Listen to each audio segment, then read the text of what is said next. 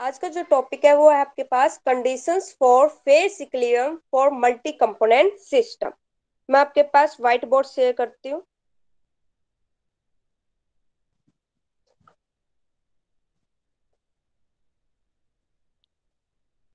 देखो इसमें जो कंडीशंस है हमारे पास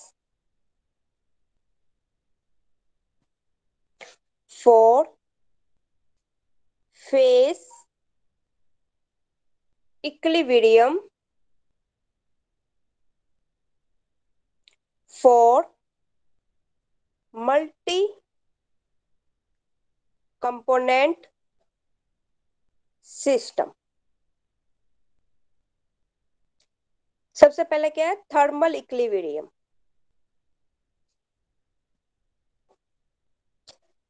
थर्मल इक्विलिब्रियम में आपके पास क्या होता है कि जो टेम्परेचर होता है आपके पास सिस्टम का वो does not change with time and has same value at all points of the systems. तो उसको आप क्या कहते हो? Thermal equilibrium. तो आपको इसमें थर्मल इक्विलिब्रियम में क्या प्रूव करना है कि टेम्परेचर किसके इक्वल हो जाए? टेम्परेचर बी के फेस के, T A equal to T B. तो टेम्परेचर आपका सिस्टम का चेंज नहीं होगा विथ टाइम के साथ साथ, same value at all points पे ऑफ द सिस्टम। ठीक है, तो इसमें फिर आपके पास कंसीडर कर लिया हमने पास ये एक फेस ए है, ये आपके पास फेस बी है। ठीक है, इसका टेम्परेचर है टी ए, इसका टेम्परेचर है टी बी। इसकी जो एंट्रोपी है वो आपके पास डी एस ए है, इसकी एंट्रोपी है डी एस बी। जो आपके पास हीट फ्लो हो रही है one part two another part of the system में, वो आपके पास कांस्टेंट है। ठीक है, तो आपके पास क्या होता है, जो डिक्री पहले आपके पास हीट फ्लो करेगी वन पार्ट से कैसे डिक्रीज, और अनदर फॉर्म में क्या होगी? इंक्रीज हो जाएगी। तो जो फेस आपके पास ए है उसमें आपके पास क्या होगी? हीट माइनस का डी क्यू, डिक्रीज। फेस में क्या हो रही है? बी में D Q, amount of heat increase हो रही है, ट्रांसफर्ड हो रहा है आपके पास। तो एंट्रोपी चेंज आपके पास फेस ए की क्या फॉर्मूला होता है? Entropy change of phase A, D S ए किसके इक्वल होता है?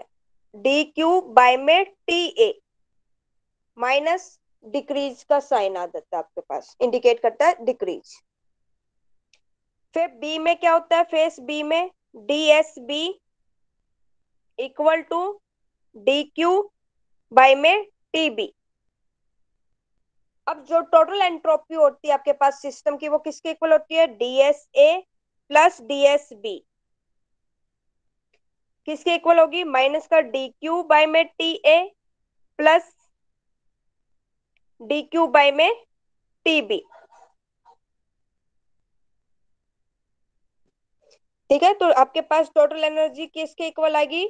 D S A plus D S B किसके इक्वल है? माइनस का डी क्यू बाय में टी ए प्लस का डी क्यू बाय में T B. For a system in equilibrium में हो तो आपके पास डीएस क्या हो जाएगा? जीरो। तो डी क्यू बाय में टी ए किसके इक्वल आ गया? डी क्यू बाय में टी बी। तो यहां से हमने प्रूव कर दिया कि हमारे पास टी ए किसके इक्वल हो गया? टी बी के। थर्मल इक्विलिब्रियम समझ में आया आपको?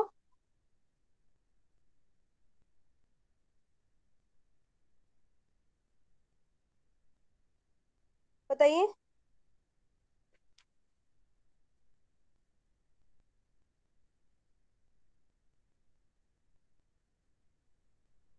थर्मल इक्विलिब्रियम समझ में आया आपको? Yes ma'am.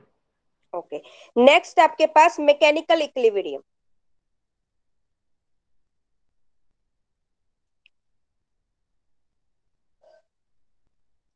मैकेनिकल इक्विलिब्रियम में आपके पास कोई भी प्रेशर, जो आपको प्रेशर होता है सिस्टम का एट ऑल पॉइंट्स पे चेंज नहीं होगा। तो इसमें आपको P A equal to P B दिखाना है।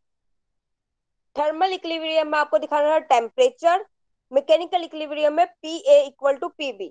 तो the pressure in the system is same at all points and does not change with respect to time. ठीक है, तो मैकेनिकल इक्विलिब्रियम में आपके पास सेम प्रेशर रहेगा, तो आपको ये प्रूव करना है। तो फेस ए है, ये फेस बी है, इसका जो प्रेशर है वो है PA, इसका जो प्रेशर है वो है PB, इसका जो वर्क फंक्शन है वो है DA, इसका जो वर्क फंक्शन है वो है DB। तो change in work function of phase A, तो DA का जो फेस होगा वो क्या होगा, PA DV। इसमें जो प्रेशर पहले आपका इंक्रीज कर रहा है और अदर फेस में आपके पास डिक्रीज हो रहा है, डिक्रीज के लिए हम माइनस का साइन लगाते हैं। फिर डी बी, जो change in work function of phase B है, उसमें आपके पास क्या हो जाएगा, माइनस का PB DV। माइनस का साइन क्या इंडिकेट करता है, आपके पास डिक्रीज हो रहा है प्रेशर, फर्स्ट फेस में इंक्रीज फिर देन डिक्रीज। टोटल आपके पास इक्विलिब्रियम में फ्री एनर्जी किसके इक्वल हो जाएगी, 0 के इक्वल। तो DA वॉल्यूम और टेम्परेचर कांस्टेंट इक्वल्स टू 0। तो आपके पास जो चेंज इन वर्क फंक्शन है वो किसके इक्वल हो जाएगा, PA DV माइनस का PB DV इक्वल्स टू 0। तो यहां से आपके पास आ गया PA DV किसके इक्वल हो गया, PB DV। तो DV से DV कैंसिल आउट हो गया, आपने प्रूव कर दिया PA equal to PB। Mechanical equilibrium समझ में आया।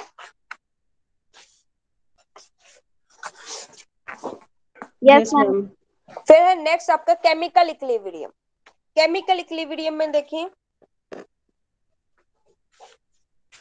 केमिकल इक्विलिब्रियम में है आपके पास, इसमें केमिकल कंपोजिशन चेंज नहीं होगी, आपके पास केमिकल कंपोजिशन है जो आपके पास सिस्टम की वो चेंज नहीं होगी विद टाइम। तो इसमें कोई केमिकल रिएक्शन टेक प्लेस नहीं होगा। तो जो आपके पास कंपोनेंट है जैसे U1A, इसमें U1B U1C, ये एक ही फेस के आपके पास होंगे, आयत कंपोनेंट है तो आयत आपके पास हो जाएंगे। ठीक है, तो इसमें कंपोजिशन चेंज नहीं होगी। तो आपके पास कैसे करोगे,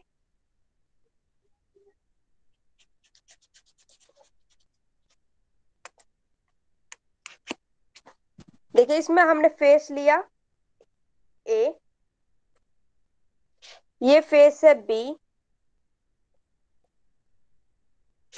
इसमें जो नंबर ऑफ मॉलिक्यूल्स है DN1, इसमें हमारे पास DN2 है, इसमें केमिकल पोटेंशियल हमारे पास A है, इसमें हमारे केमिकल पोटेंशियल फेस B है। ठीक है, डिक्रीज हो रहा है हमारे पास free energy component phase A का।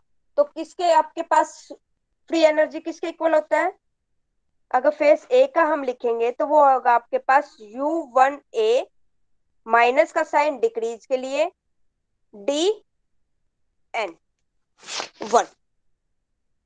ठीक है, देखो जो फेस A के लिए है उसमें हमारे पास जो गिव्स फ्री एनर्जी है DG1 कर लो आप फेस A के लिए, तो आपके पास इसमें आ जाएगा न्यू1 DN1। फेस B के लिए DG2, तो इसमें इंक्रीज हो रहा है आपके पास, तो ये साइन क्या आ जाएगा, न्यू1 B फेस DN2, ये A फेस के लिए। ठीक है, हमारे पास फ्री एनर्जी इक्विलिब्रियम स्टेट में हो तो DG किसके इक्वल हो जाता है, DG1 प्लस DG2। इक्विलिब्रियम में हो तो DG किसके इक्वल हो जाएगा, 0 के इक्वल। तो DG को हम 0 के इक्वल पुट कर देंगे तो हमारे पास इक्वेशन आ जाएगी U1A minus DN1 plus U1B DN2। ठीक है, तो ये 0 के इक्वल हो गया, तो हमारे पास यहां से क्या इक्वेशन आ गई, U1A किसके DN1 plus U1B DN2 equals to 0। तो यहां से हमारे पास आ गया U1A इक्वल टू U1B। ये एक जनरल फॉर्मूला है हमारे पास। अगर आयत कंपोनेंट हो तो उसमें हमारे पास क्या आ जाता है, U ith, A phase, B और फेस, C का फेस, ऐसे 100 ऑन आपके पास हो सकते हैं। तो for a multi phase system at equilibrium, तो chemical potential of a component ith same रहेगा इन ऑल फेसेस में। समझ आया यहां तक आपको?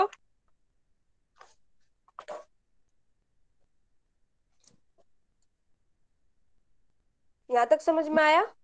Yes ma'am. नेक्स्ट आपके पास thermodynamic criteria for two phase equilibrium for one component system. तो उसमें हमने कंसीडर कर लिया कि हमारे पास वन कंपोनेंट सिस्टम है, जैसे लिक्विड, वाटर से water vapour.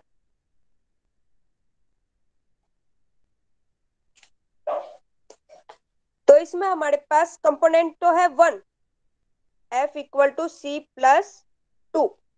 Component one, phase कितने हैं, 2 प्लस 2। तो इसमें हमारे पास डिग्री ऑफ फ्रीडम कितना आ गया, 1। ठीक है, तो वन कंपोनेंट सिस्टम एग्जिस्ट करता है two phases equilibrium. Liquid water से वाटर वेपर, या आइस से लिक्विड वाटर, या सल्फर मोनोक्लिनिक से सल्फर ब्रोम्बिक। तो आपके पास इसमें गिट्स फ्री एनर्जी एक फेस से दूसरे फेस में ट्रांसफर कर रहे हो, तो वन फेस में क्या हो रही है, डिक्रीज हो रही है, तो अदर फेस में इंक्रीज। तो हमारे पास जो फर्स्ट फेस है उसमें हमारे पास मान लेते हैं G1 हो रहा है। ठीक है, G1 माइनस का साइन हो गया। अदर फेस में इंक्रीज हो रहा है, तो वो हमारे पास क्या होगी, G2 प्लस, क्योंकि उसमें इंक्रीज हो रहा है। तो हमारे पास जो डेल्टा G है वो इक्वल्स टू 0 है, तो हमारे पास ये आ जाएगा G2 माइनस का G1 इक्वल्स टू 0।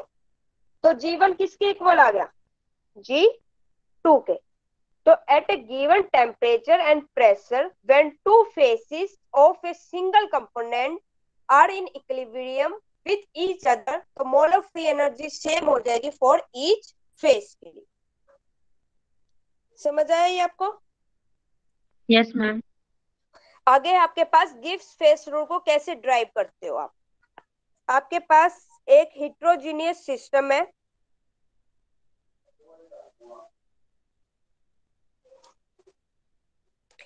उसमें आपके पास पी फेस है, पी एन तक फेस है। ये P1 हो गया, ये P2 फेस हो गया, ये P3 हो गया, ये Pn तक इसके फेस हो गया आपके पास। उसमें जो कंपोनेंट्स है आपके पास वो C1 से लेकर Cx तक है। C1 equilibrium, C1 equilibrium, C1 Cx।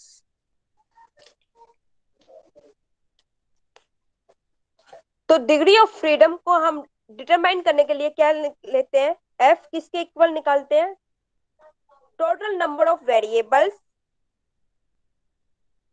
Total number of variables required to specify